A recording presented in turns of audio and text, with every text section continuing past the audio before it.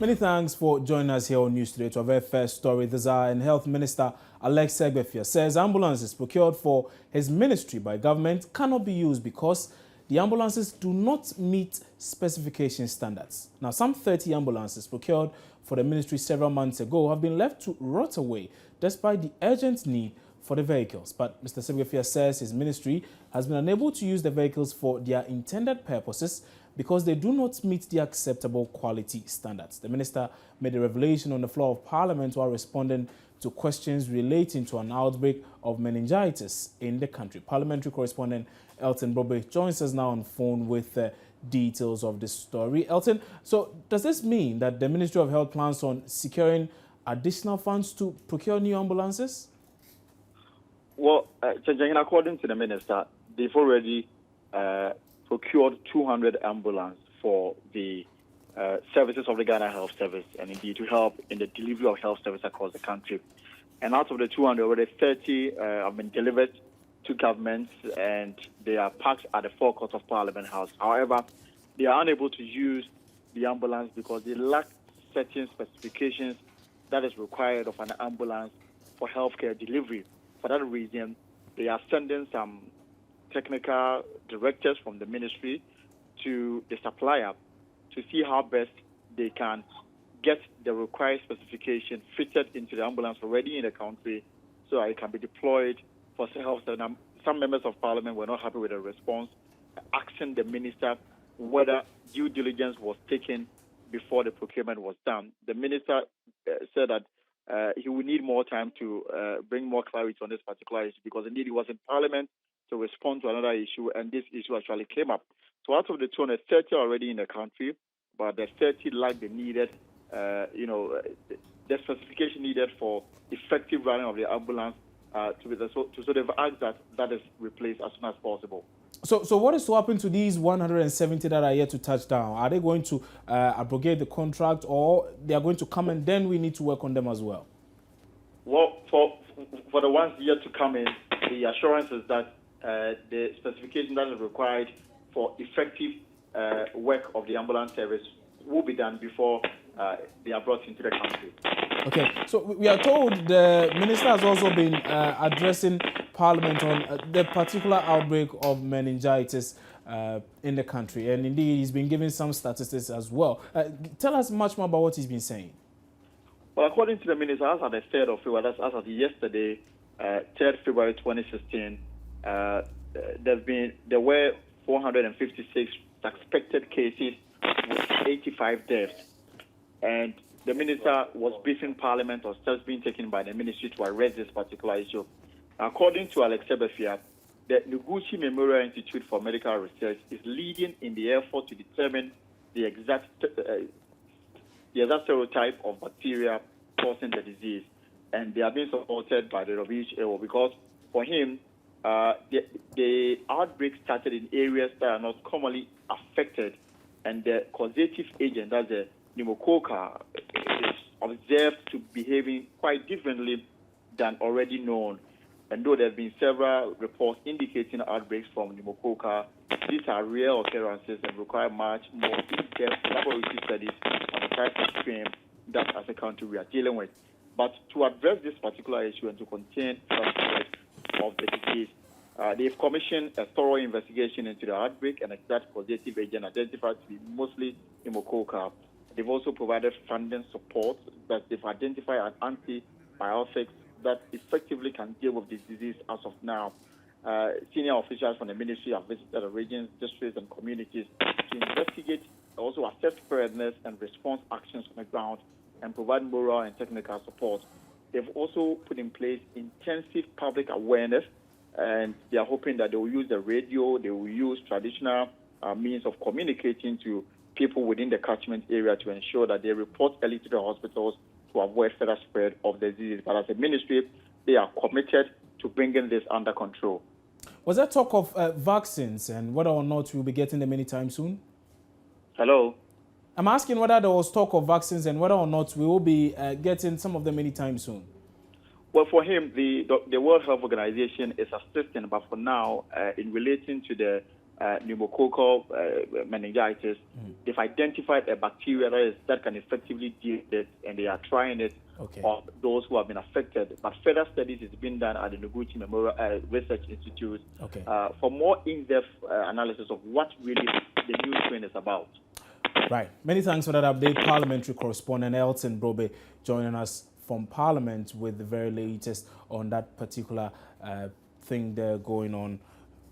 So away from that, let's turn our attention to the Ashanti region, where a combined team of police and military personnel will today have actually begun a month-long operation to end over 12 years of Fulani invasion in parts of the region. Now, the team, which will be led by the Ashanti Regional Security Council, will start the operation at Agogo, where a farmer was gunned down by the nomadic headsmen recently. Now, the Acting Inspector General of Police, John Kudalo, is meanwhile in the region to monitor the security situation. The correspondent, Mahmoud Mohammed Nuruddin, is with the Inspector General of Police and joins us on phone now with more on what has transpired since his arrival. So, Nuruddin, what has the IGP been saying since his arrival? Well, Chantahene, the meeting just ended some few minutes ago, and what they have agreed on is to raise some tent in the farms of the locals here, and make sure they provide enough security to prevent these kind of incidents. The farmers here have agreed to do that. They have agreed to provide a tent. They have also agreed to provide food for the security men who would be placed here. So the IGP has been speaking to the media and said he would do everything possible to make sure they would bring an end to this problem in the community. But earlier when we came, we had an information that some of the Fulani men were shooting in the bush. So we rushed there with the police, the security men, and actually when we saw them as far, and some of the farmers there were complaining that they were afraid when the Fulani men were actually shooting. So they think their life is in danger, and they want the police to do as much as they could to flush out the Fulani men here. So despite the intervention by the police, you're saying that even earlier today, we had some of these nomadic headsmen shooting sporadically in the region? Exactly. Where we went to the bush, that was the information we had. And when we went there, we heard some of the gunshots, and the police had to do everything to, scare them away. So before we left the bush, we couldn't see any of them. Actually, we saw the cattle, but the Fulani men were not around, but we heard the gunshots as far away.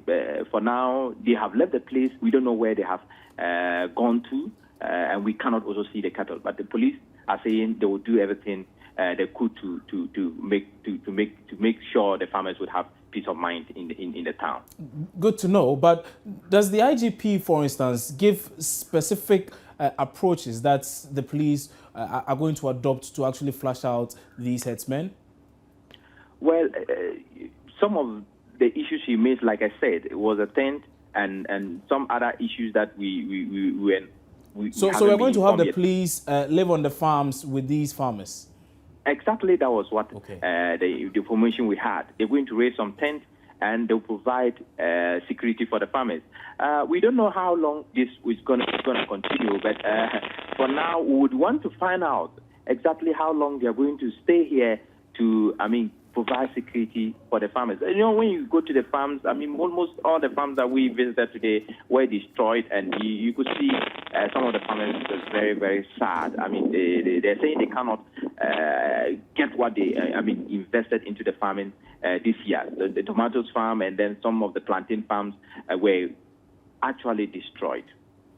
Many thanks for that update. Ashanti Regional Correspondent Mahmoud Mohammed Nuruddin there with a lot more information on the situation there when the Inspector General of Police visited the area. Let's move on and still stay with security anyway. And the Ghana Police Service has arrested a number of motor traffic offenders this morning in Accra for various traffic offences. Now, motorbike riders especially were picked up along the Ring Road Central and its environs for crossing the red light. My colleague Hanodame has been speaking to some of the arrested motorbike riders.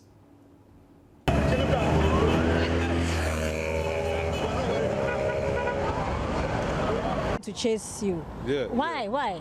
Yeah. I didn't want to stop because if I stop, they will still take the bike from me. That's why I didn't stop. But then you know that they have the ride and they can easily chase you. So why didn't you just stop? I didn't see the motor rider. I didn't see the dispatch rider. That's why. So now you didn't have helmets too. You know that. Have it. Yeah, I have it. It's in the career. You didn't have it on. Yes. Wouldn't it have been better if you had just stopped and explained to them? What I'm saying is that even if I stop, they will still take the bike. Have you regretted your action? Somehow. Somehow, Yeah. not fully. Because even if I stop, they will still take it. So yeah, I wanted to escape. But has it taught you a lesson? Yes. Which particular lesson? Oh, maybe next time, if I see something like this, I'll just find a place and park. I wouldn't even pass through for them to see me. Or you will have your helmet on, so Okay. you can pass. How about that? Yeah, it's true. I live around here, so I was just from my house this morning going to work. All of a sudden, they told me to park here. I parked and they arrested me. I don't know what I did. They asked me of license. I told them I have driving license. They said no, they need motorbike license. But my license, I was waiting for my car license to die so that when I go to license office, I can upgrade it so that they can give me the AF. So where is your driver's license right now? With me here. Let's see. Have you showed it to them? No, they are still operating. I was coming this morning. I was joining the other lane, and they said I used my motor to pass the pedestrian lane. That's why I've been arrested. And I'm sure you use that pedestrian way every day.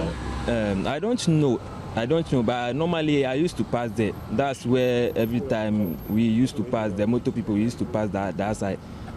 So me, I don't know that today is something like this that they will arrest us. I'm just praying to God that they should release me.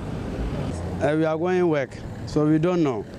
When they are stopping, we think it's only about Okada people, but we are not the Okada. So we just stand. They say, oh, they catch us. So we are begging them. We don't know what we are going to do. So now we are standing. They are wasting our time. So when you were stopped, what were you told? I tell them that we are not the Okada. We are just going here, Nima. So how we can do? They say, oh, we didn't mind, so we should wait. Their big mess go come. So now we are standing. We don't know if whether they are going to lock the motor or they are going to give us. We don't know. COP Frank Edupoko is the Director General in charge of the Technical Division of the Ghana Police Service. Now, he's been explaining to Joy News the rationale behind the special exercise. We are here this morning in furtherance to the fact that Ghana is gradually becoming ungovernable in respect of traffic management. Over the years, you see that when motorists, especially motor riders, get to intersections, they just go through the red light.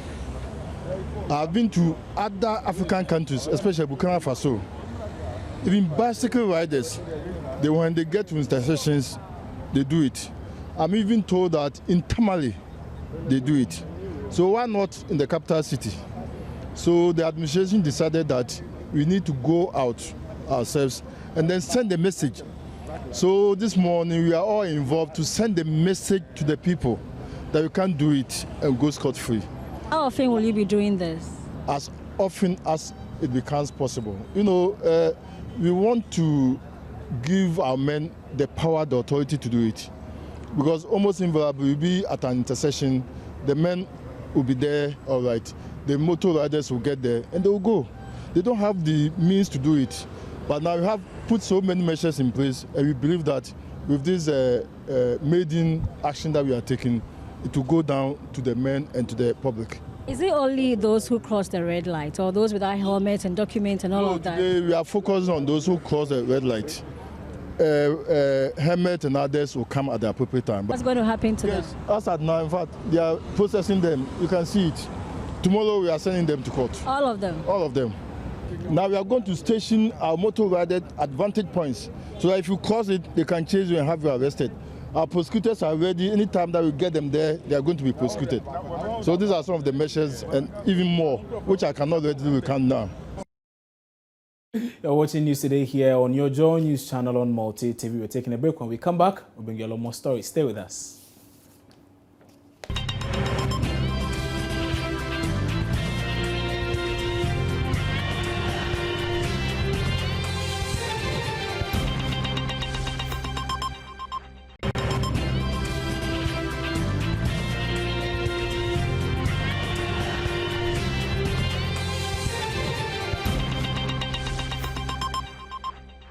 Thanks for staying with us here on News Today. Let's turn attention to a lot more stories now. And the Abudu family of Dagbon is on a demonstration in the Yendi township to protest what they describe as bias against them by the Committee of Eminent Chiefs led by Asante Otumfo Osei II. Now, the committee has been working on restoring peace to Dagbon following years of unrest over a chieftaincy dispute. Joining us is Ashmin Mohammed is with the demonstrators and joins me on phone with a lot more on what has been going on so far today. So, Ashmin, exactly what are these demonstrators demanding this time round?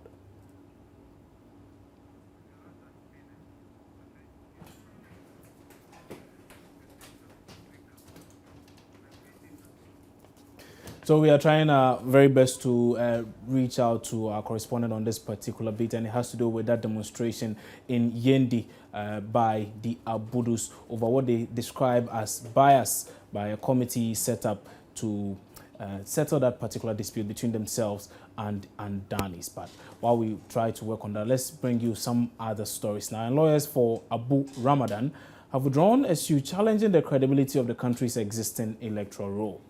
Abu Ramadan had been in court challenging the credibility of the register, which many have described as bloated after earlier securing a ruling that prohibited the use of NHIS cards for registration onto the roll. But lawyers for Mr. Ramadan have today withdrawn the case.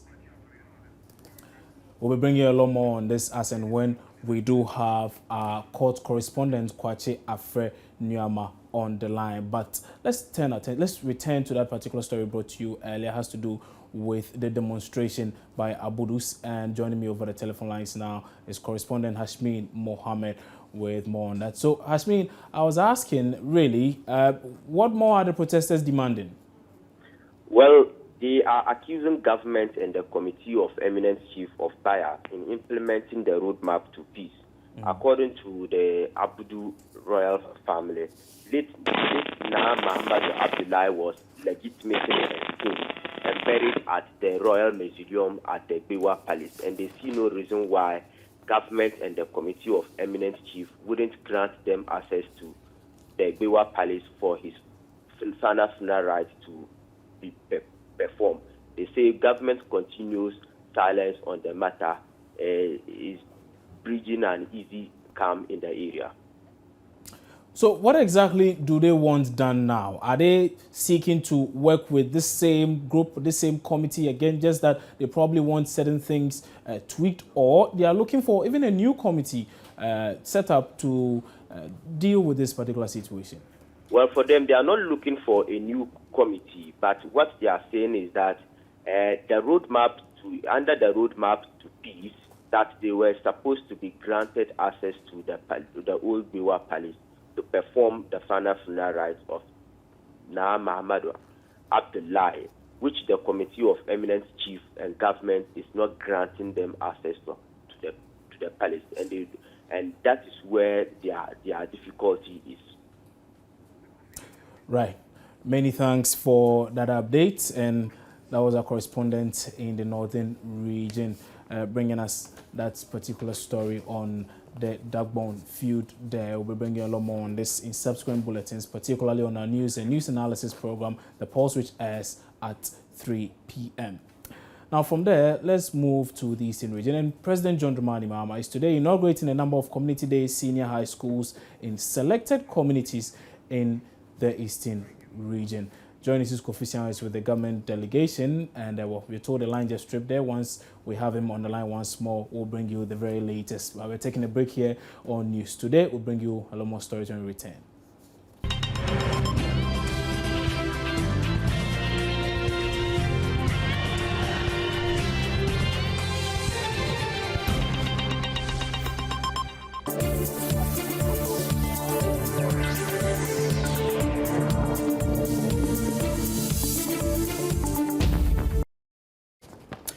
And now time for business, and the private business may not necessarily lose out under the ECOWAS Common External Tariff, CET, regime. After all, this is because contrary to suggestions that the woes of businesses will deepen because of higher import duties under the new system, certain key sectors rather stand to benefit. Importers had kicked against what they deem unfair high duties imposed under the new system, which took effect on Monday. But the Minister of Finance says businesses in the manufacturing and agri sector especially are already enjoying some reliefs. The Principal Economic Officer, Benjamin Ayensu Kwafo, has been explaining to Joy Business. Now, when it comes to the 5% band, now in Ghana here, we have 375 commodities that attract 5%, and those are basic raw materials for manufacturing. Okay. But under the CET now, the scope has been broadened to cover 2,146 commodities. And you know, those commodities currently were attracting 10%. So that you realize that over 1,600 and something commodities in products, basically semi-finished products for manufacturing purposes, have migrated from 5%, from 10% to 5%. So now the cost of has reduced. The cost of doing business in terms of imported and has reduced. So now most people, a friend was calling me that now the rate has come down. The rate has come down, especially those in the manufacturing sector. They are happy because the import duty on raw material has reduced from 10 to 5. Okay. Then we have the 10%. So to boost local. And also the other sectors, not only manufacturing sector, that's benefiting, like even communication. You know, now we used to have 20% on mobile phones and the rest. You understand? But under the CET it's 10%. So now, if you import mobile phone now, they are going to pay 10% instead of 20%. You'll pay. Yeah, and even health, there are so many benefits in health. There are some equipment for X-rays, alpha, beta, whatever it is. There are many, which were formerly attracting 10%, but now they are 0. And the Association of Industries is calling on the government to support its Industrial Development Fund. The fund, which is yet to be operational, was created by the association as part of effort to bridge the SME financing gap with small businesses facing difficulties in accessing capital by traditional means. AGI believes other financing dynamics should be explored. AGI President James Asare tells Joy Business the fund would be of enormous benefit to government, should government also decide to actually game in. Most of our commercial credit, almost all banks in the country are doing commercial banking. And for that matter, we have short-term credit spanning between 3 months and maximum 1 year. Now, you cannot take such credits to be able to import equipment, to test run the equipment and production on large scale. So businesses remain small because they don't have the capital to expand. And as they don't expand, definitely you cannot create that needed employment. What we need to do as a country is to look at the financing dynamics, that we have to give. Such that such businesses can be able to do well. AGI, through our own initiative, has put in place Industrial Development Fund, and this fund is particularly earmarked, for small and medium enterprises, not only AGI members, but across the country. But of course, we are limited to what we can do.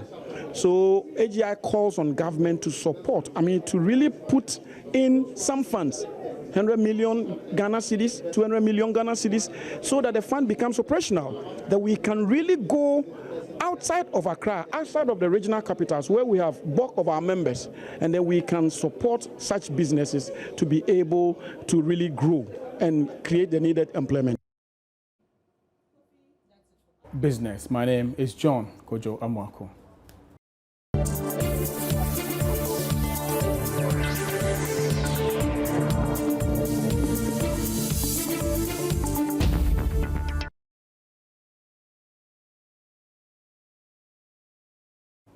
Let's head to the courts now, where lawyers for Abu Ramadan have withdrawn a suit challenging the credibility of the country's existing electoral roll. Abu Ramadan had been in court challenging the credibility of the register, which many have described as bloated after earlier securing a ruling that prohibited the use of NHIS cards for registration onto the roll. But lawyers for Mr. Ramadan have today withdrawn the case. My colleague Kwachi Afreniama joins me on phone now with details. So, Afre, what reasons were given for this decision to withdraw the suit? Well, a lawyer for Abu Ramadan, Mr. Asante Bediato, first told the court that he wanted to make some amends to their original suit.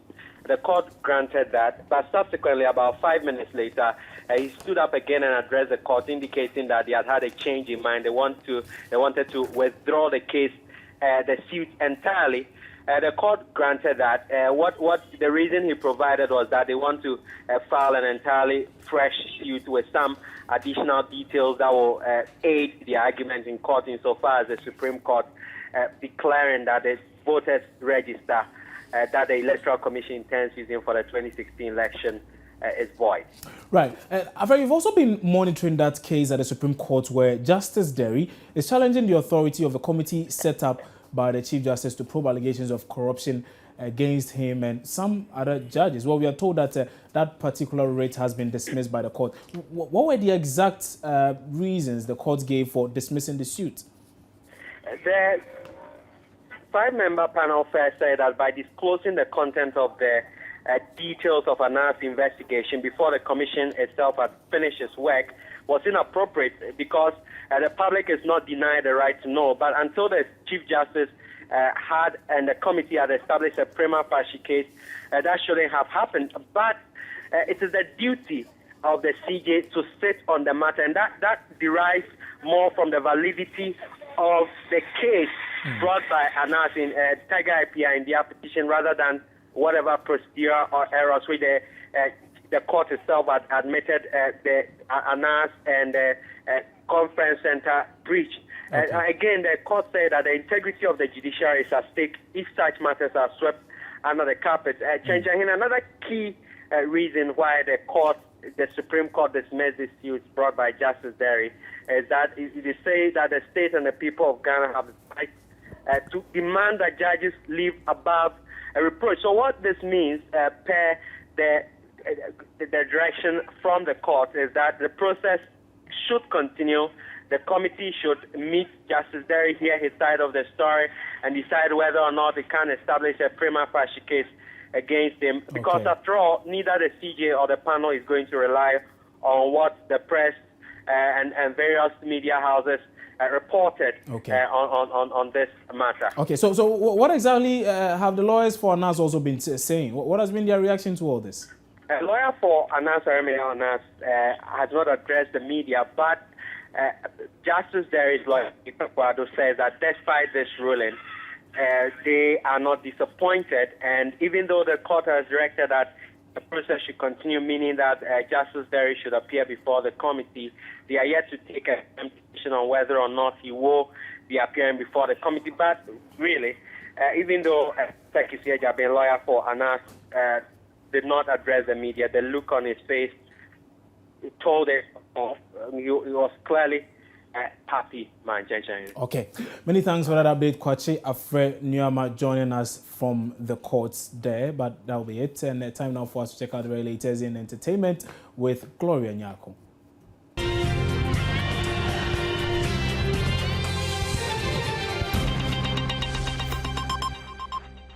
And that's how you wrap up on news today this afternoon. My name is Kobna Chenchen Henebot. Remember, for more news, do log on to myjoyonline.com.